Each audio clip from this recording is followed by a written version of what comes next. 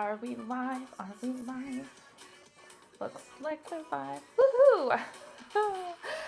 Welcome back to Living in the Pacific Northwest with Hal Byrd. I'm Hal Byrd. I'm a realtor in the Portland metro area, focusing on Clark County in Southwest Washington. So I help people from all over the country relocate to. Relocation business, correct? And I have a relocation business. So that's what our specialty is here, and we make videos to help people who are thinking about moving. That could be just within the metro area. You're moving from Camas to Ridgefield, or Battleground to Vancouver, or Hillsborough to Portland, or Happy Valley. We do all of that, plus help people who are specifically doing long distance moving from state to state. So if that's something you're interested in, make sure you like this video, subscribe. Today we have some May updates for you in terms of some news, big news that just came out this morning.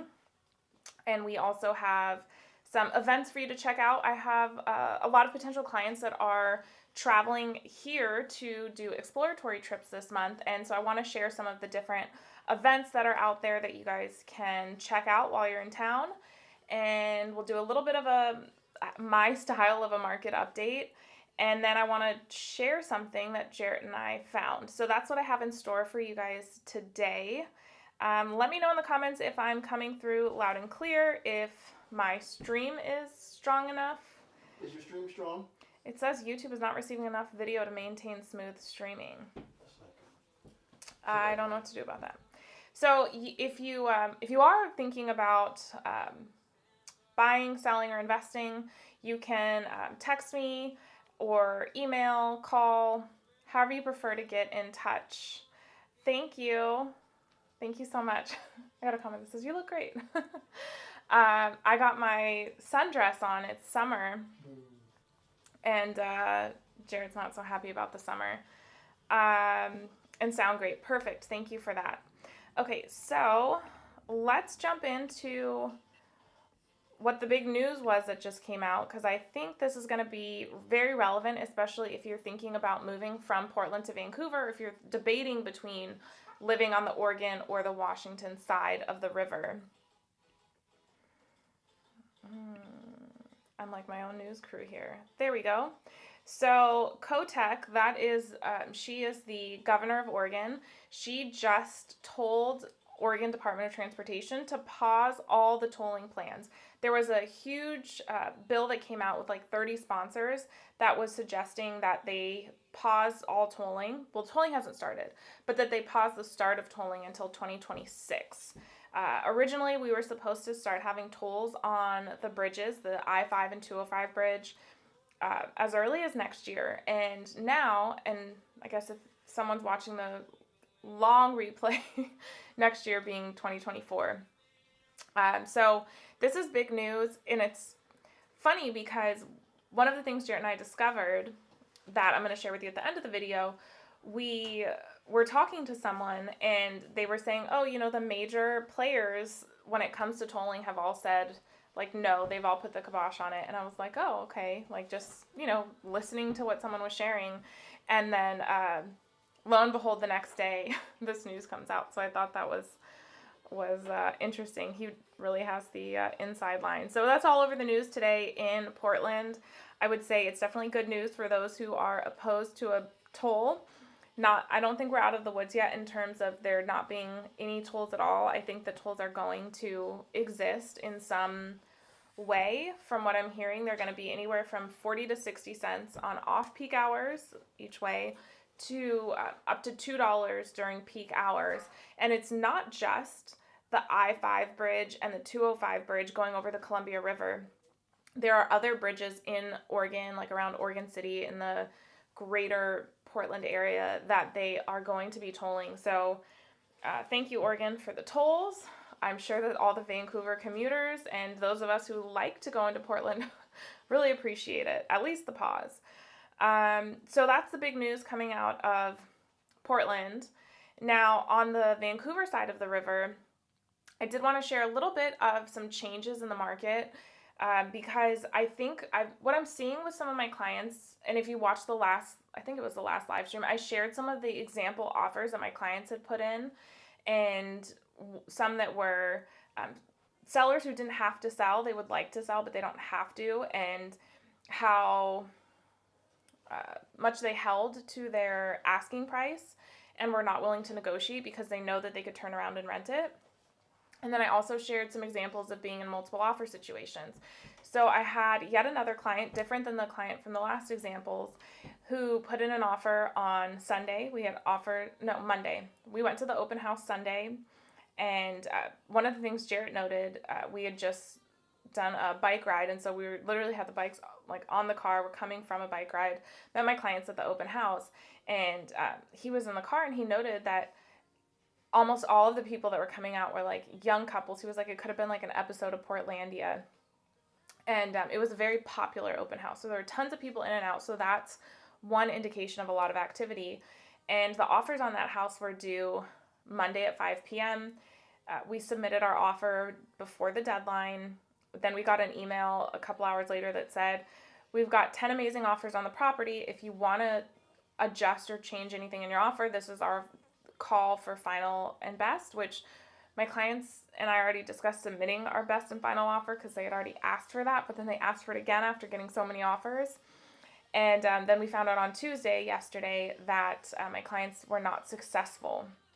So 10 offers on a property that was a 3-bed, 3-bath, 1,400 square foot home. It wasn't renovated to the nines, but it was nicely done. Like, it wasn't outdated. But it wasn't like a flip where like everything was exactly on trend today, if that makes sense. But it was a very nice house. It was a corner lot. It had a large side yard. It had RV parking, 2-car garage in a very central area in Vancouver. And the list price was $429. So just to give you an idea of how competitive it is, my client's offer, one of the 10 offers, was $24,000 over asking. So at $453,000, they offered standard earnest money would have been 1%, which is like $4,530. My clients offered $10,000 in earnest money. We were closing in 25 days, and since this is the beginning of May, we were closing before Memorial Day. So really, quick close for a loan. They had a solid down payment. They also did an appraisal gap. We were not going to ask for any repairs after inspection. We were shortening the inspection time from 10 calendar days to 5 business days. So there were quite a few things that we included in our offer that would be very appealing to a seller, and we were not successful. And we also weren't even asked to be in backup. So I don't even think that we were the second or third best offer, just to give you an idea of what things are looking like. So actually, let me click off this screen. So there we are. I didn't realize I had that thing up the whole time. Let's check comments. Okay. So it's really interesting because if you look at, well, you can't look at this information, but I have access to this information, the MLS. So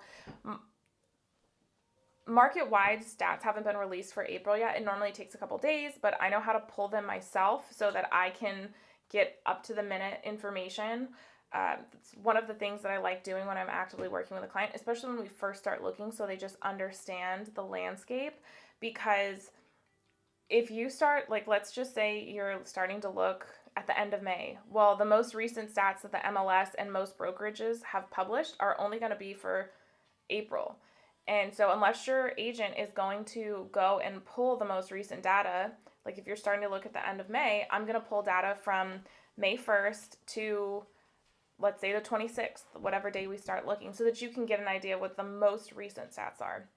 And let me show you how big of a difference this can make between month to month. So in March of this year, the median sold price or sale price of the properties this is just the city of Vancouver, and this is also only detached homes, or what some people might call single family homes, was $501,955. So like $502,000 was the median price. So half of the homes in Vancouver sold for less than that, and half sold for more. The average was $550,000, which takes into account, the higher sales and stuff. So average 550. What's interesting is the days on market. Median days on market was 15. So half of homes are selling in about 2 weeks and the other half are taking longer. Just how much longer? Well, the average was 45 days.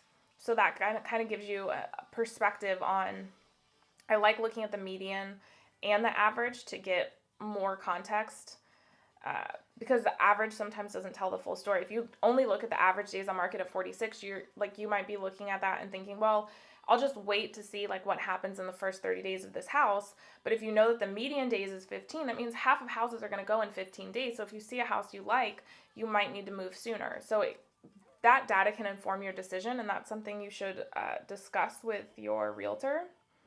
Hopefully that's me, but whoever you're using, I would definitely discuss that with them. Because we all know I cannot work with everybody. I'd love to help all of you out, which is also a good reason to get in contact with me early on in your process, because I do like to be able to know who I'm going to be working with in the coming really quarters. Like if you're like, well, I'm going to move this summer, seasons, I'm going to move this summer, I'm going to move this fall, I'm going to move over the winter.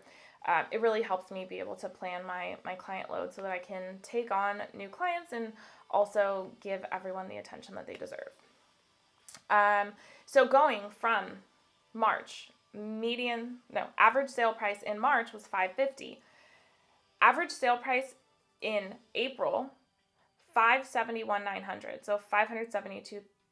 That's up $22,000 in a month. What is that percentage wise? It's like, is that 5%?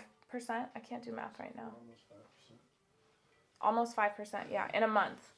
And that has to do a lot with seasonality. But what's also interesting is that the median days on market went from 15 to 7. So people are out buying, making offers. And the average days on market went from 46 to 31. So everything is going down. This also has a lot to do with the fact that we don't have inventory, but buyers are coming out. Now that it's spring and summer, people are ready to start shopping. We still don't have enough inventory. So if you're thinking about selling your house, now is a fantastic time to list your house. Please reach out to me. I'd love to talk to you about my modern marketing strategies to help get your house sold. So that's kind of what the market's doing. From an anecdotal side, hearing what my clients offered on a multiple offer situation with 10 offers, to the actual data just going from March to April, how different it's been. And I expect that to continue into May, but it won't be such a stark jump, because typically we get an increase in inventory from April to May, and then again from May to June. And I'm hoping that inventory comes because we need it. I have so many buyers, and there are just not enough interesting, compelling houses on the market, in my opinion, for what my clients are looking for. The other thing that I would say, and on that note, one of the things that I'm starting to do, especially for clients who know specific subdivisions they want to be in, is mailing the homeowners in that subdivision to ask if they'd want to sell. So hopefully finding my clients some off-market properties. So that's kind of what the market's doing. It's very interesting times. And for people who don't understand, like, well, interest rates are still high, like they are still above 6%. Although I do have some clients that are closing slightly below that because they're buying down their interest rate, or the seller's buying down their interest rate. But that's quickly evaporating, because in a multiple offer situation, good luck getting your offer accepted, asking for the seller to pay your costs. It's very challenging. So yeah, that's kind of what the market's doing. Interesting times for sure, and things that are going on. And the next thing that I want to share is, some events that are going on. So let's pop back over to our events. So one of the things I've noticed this year is that the farmers markets are making changes, and they're going to do more year-round farmers markets. So previously, as you can see here, a lot of the farmers markets, Vancouver also, this is the Portland farmers market at PSU, which I've heard is the best farmers market around. I really like the Vancouver farmers market, but I've heard that this one's very good also. Used to run from just April to October. Now it runs year-round, just with slightly different hours. So that's really cool. If you're visiting town, I would say skip the farmers market in Portland that's on the waterfront at Tom McCall, and go to the PSU one if you want to have a good non-touristy farmers market experience. If you like the touristy, like souvenir type of farmers market, then the Atomic Hall Waterfront Park farmers market is good, and there's a lot of activity, and you're on the water. It's really nice. But if you're going like to really check out like local farmers, then I would go to the PSU one or the Vancouver farmers market for sure. When are you going, man? I do not share my whereabouts on the internet. Portland is also having, so there's, I would say in the coming like weeks, there's a lot of events going on in Portland. I didn't find as many for Vancouver, but I will keep you guys updated because we should be having movies and concerts in the park coming up. Portland's Cinco de Mayo Festival is this weekend, May 5th through the 7th. It is the largest multicultural event in Oregon. So if you want to check that out, that would be something fun to do. This is also at the Atomic Hall Waterfront Park. And they have different performances and things going on, so you can check that out. CincoDeMayoPortland.com. Also coming up this month is the Portland Rose Festival, which is like the maybe unofficial. I don't think it's the official. The unofficial, like the festival of Portland, because roses are such a cultural flower. I don't know how you would say that. It's like a part of the culture in Oregon, Rose City. So the dates for this are, I believe it starts May 26th. I don't know why I can't see it on here. And goes to June 11th, if I'm not mistaken. Where are the dates? Oh, there it is. May 26th to June 11th. So I would highly recommend checking that out if you're going to be in town. They've got different events going on, the Brew Festival. There's lots and lots to do, especially in the way of culture. So also the Lansu Garden in Portland from the 6th to the 28th has some free admission, you can see here, for Asian American history, and I would recommend going. That is on Friday. You can get free admission. So beautiful garden to check out. We should probably do like a short on that. I think that would be a fun thing to do. And then the last thing that I want to share with you guys is something that Jarrett and I found, I guess. We've had bikes and we ride them very occasionally, I would say. Is occasionally the right word? No. What is it? Sparingly, he says. Embarrassingly. And with the improvement in the weather, we said we want to get back on our bikes. We didn't ride pretty much at all in the fall and zero in the winter. And we wanted to do some group rides. I had never been on a group ride, and we thought it would be kind of a fun social thing to do.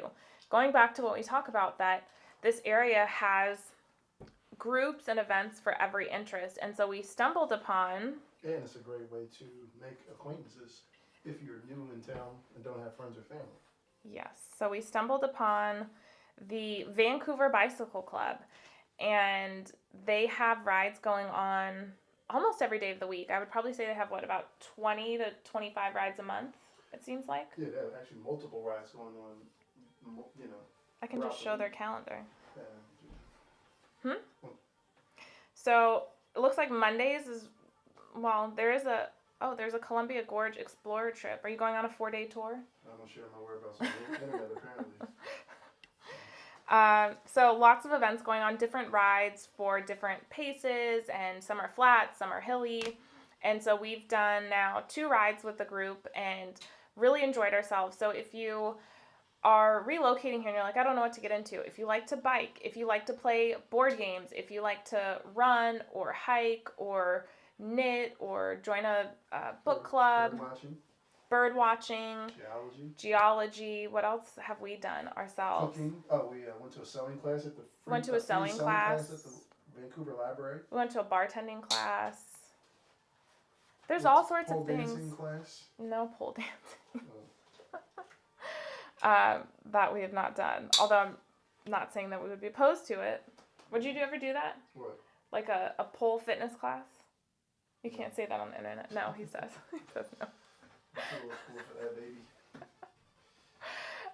So we've really enjoyed the group. Oh, and I wanted to show you a little. Let's see if I can. I want to show you a little, we did some filming while we were there. Hopefully the audio, there we go. Gotta move my thing. So we biked through some neighborhoods. This is approaching, what road is this? Leaser? This is not Leaser. This is Andreessen. I'm really bad with street names, especially because in Vancouver the streets are numbered a lot of times, and that drives me crazy because they just don't have any logic to them to me. All I can see is like the tree line. Oh, I need to move the. Remove, I need to move it up. You're telling me that I ruined it. There's the Columbia River. Can you see it now? Do I need to go back? We're trying, guys. This is. Here we go. Is that better? That's better, yeah. Okay, that's the best I got. So this is us riding. This is Andreessen. And that's the Columbia River there. It's a nice gray day. It's actually sunny today. It's supposed to be warm, hence the sundress. This is one of my favorite streets in all of Vancouver, Corregidor. I think they have some of the best views and location, and the houses are just, they're gorgeous. So we had a good time with this group, and I would recommend if you're into biking, I would definitely check them out if you want to be on the Vancouver side. There's all sorts of biking clubs and events that you can be doing. And most of those rides are free, so it's not like, you don't have to Oh yeah, money. you just gotta have a bike. Just gotta have a bike. Have or steal a bike, yeah. So, and I guess it's also fitting because Portland is, they call it, what do they call it? Like, it's one of the most bike friendly cities in the world. Amsterdam. Something like that. Isn't it Amsterdam? They kind of refer to it as. Something about Amsterdam. Well, because bikes are so. The Amsterdam of the U.S., something like that. Between bikes and beer, I think we give Amsterdam a good run for its money. Good run. Good. A damn good run. Look at you. You're being very punny today. Okay, so Is I there a think place people could go if they were looking for like different? I mean, I guess meetup.com would be probably the best. Meetup.com or just Googling can be helpful. Facebook, Vancouver Talk.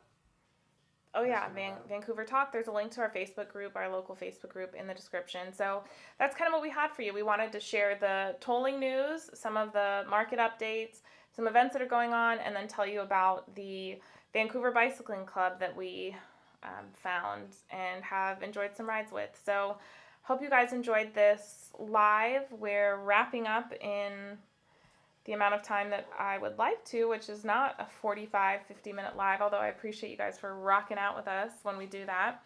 But hope you guys have a great rest of your week. Again, if you're looking to buy, sell, or invest in the Pacific Northwest, make sure to shoot me a text at 360-818-4438. I'd be happy to help you with all of your relocating needs.